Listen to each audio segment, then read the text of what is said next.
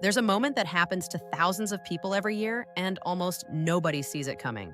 You're standing up from your favorite chair, the one you've sat in 1,000 times, and something feels different. Your legs hesitate. Your hands reach for the armrest before your brain even tells them to. And you think, that's strange. You brush it off. Blame a long week. Maybe you slept funny. Maybe you slept. But here's what most people never discover until it's much harder to fix. That moment wasn't random. It was the result of something building quietly, invisibly, over months, maybe years. Driven not by age itself, but by one habit in particular. A habit so ordinary, so woven into daily life that almost nobody suspects it. And that habit is staying still for too long. Now, before you dismiss that, I know it sounds almost too simple, but the biology behind this one is genuinely surprising, so stay with me. The condition it drives is called sarcopenia, the gradual, progressive loss of muscle mass and strength. It can begin as early as your late 30s and quietly accelerates with each passing decade. It doesn't announce itself with sharp pain. It doesn't show up in the mirror. It just slowly changes what you're able to do. How easily you climb stairs, how steady your balance is, how quickly you recover after a long day. And then one day, those small shifts add up into something you can no longer ignore. But here's what I need you to hold on to right from the start. Sarcopenia is not inevitable. It is not simply what happens when you get old. There are specific habits that drive it, and equally real ways to protect your muscles and keep your independence.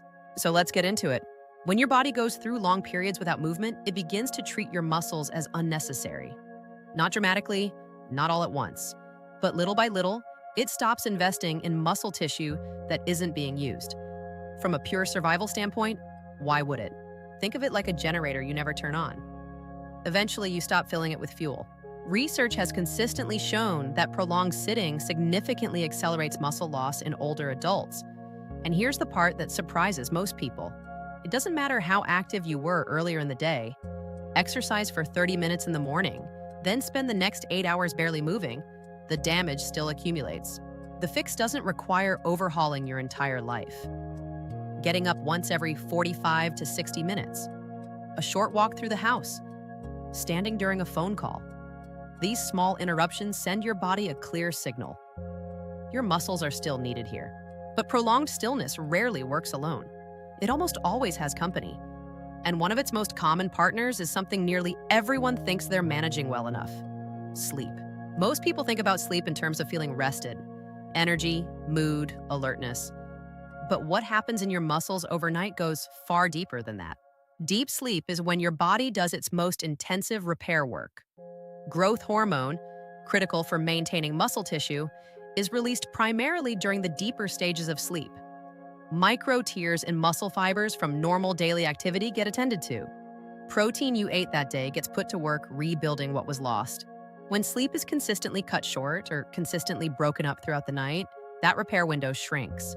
And when it shrinks week after week, the cumulative effect on muscle health is real and measurable. Here's what makes this particularly tricky for many people over 60.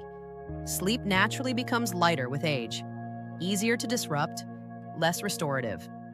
And a lot of people quietly accept this as just how things are now, not realizing there are practical steps that genuinely help. Consistent sleep and wake times, even on weekends, help regulate the internal rhythms that govern sleep quality. Dimming lights and screens an hour before bed gives your nervous system the signal it needs to wind down. And if nighttime waking is a persistent problem, it's worth looking honestly at late caffeine intake, heavy evening meals, or unresolved stress that follows you into the bedroom. Quick question for you, and I'd genuinely love to see your answer in the comments.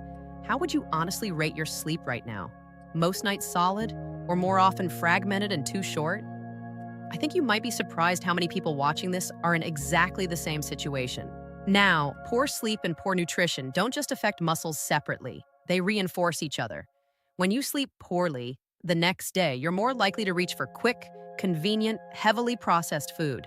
And those foods, built around refined sugar, low-quality oils, and barely any real protein, directly undermine muscle health on their own. Which brings us to protein, and this is where a lot of genuinely health-conscious older adults are getting it quietly wrong. As the body ages, it becomes slightly less efficient at using the amino acids from dietary protein, which means the amount that was adequate in your 40s may genuinely not be enough in your 60s or 70s. At the same time, many older adults are eating less protein than ever, sometimes because of appetite changes, sometimes because of outdated advice. The result is a gap. Muscles need raw material to rebuild. The raw material isn't arriving, and so slowly, structural integrity declines. Good protein sources don't need to be complicated. Eggs, fish, Greek yogurt, legumes, chicken, eaten consistently, spread across meals throughout the day rather than piled into one sitting, can make a meaningful difference in how well your muscles hold up over time. And now, the one that most people quietly avoid, often without fully understanding why: resistance exercise. There's a persistent myth that lifting weights or any kind of strength training is risky or inappropriate past a certain age, that it's for younger people, that gentle walks are enough. This myth is doing real damage. The research is actually quite clear and quite encouraging. Resistance exercise, with weights, resistance bands, or even body weight, is one of the most powerful tools we have for slowing and partially reversing muscle loss at essentially any age.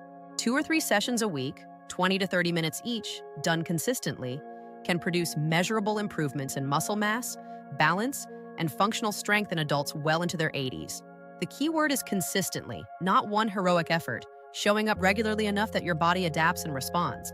If you're not currently doing any resistance exercise, even a gentle version, it's worth a conversation with your doctor or a physiotherapist about how to begin safely, because the long-term cost of not doing it is far higher than the effort it takes to start. One more piece of this puzzle that rarely gets enough attention: hydration. Your muscles are primarily water. The chemical processes that allow them to contract, recover, and rebuild all depend on adequate fluid levels. When you're chronically low on water, nutrient delivery to muscle tissue slows. Recovery takes longer. Cramps become more frequent. And here's the catch: the sensation of thirst tends to diminish with age. Many older adults are quietly, chronically underhydrated without ever feeling particularly thirsty. By the time thirst kicks in, you're already behind. Make water intake deliberate rather than reactive. A glass with each meal, one between meals, one first thing in the morning. Small habits that add up meaningfully across the day. So let's bring this all together. The worst habit driving sarcopenia isn't one dramatic thing. It's the quiet accumulation of ordinary choices. Sitting too long, sleeping too little, under-eating protein, avoiding resistance exercise, not drinking enough water. Each one seeming harmless on its own, but working together over months and years to reshape what your body is capable of. The reason I want you to understand this isn't to make you anxious about every hour you spend in your chair. It's because when you understand why something matters, you're so much more likely to actually do something about it. Not out of fear, but out of genuine care for the life you want to be living 5 and 10 years from now. And one last thing: if you've noticed real changes in your strength, balance, or stamina, please talk to your doctor. A straightforward blood panel can reveal vitamin D levels, inflammatory markers, hormonal shifts, things that matter enormously for muscle health and are completely invisible without testing. Don't wait for symptoms to get loud. The time to pay attention is before things become urgent, before anything else. As always, please consult your healthcare provider before making significant changes to your diet, exercise routine, or supplementation. What works well for one person may need to be adjusted for another, and your doctor knows your full picture. Now I want to hear from you. Where are you watching from today? And out of everything we covered, the prolonged sitting, the sleep, the protein, the strength training, the hydration, which one do you think is the area you personally most need to work on? Leave your answer in the comments. No judgment here, just honesty, because naming it clearly is always the first step to changing it. If this gave you something useful, hit the like button. It genuinely helps more people find this content. Subscribe if you haven't yet, because every week this channel covers practical, honest, grounded information for people who want to age well and stay independent. Next time, we're talking about specific foods that support muscle health after 60, including a few that might genuinely surprise you. See you there.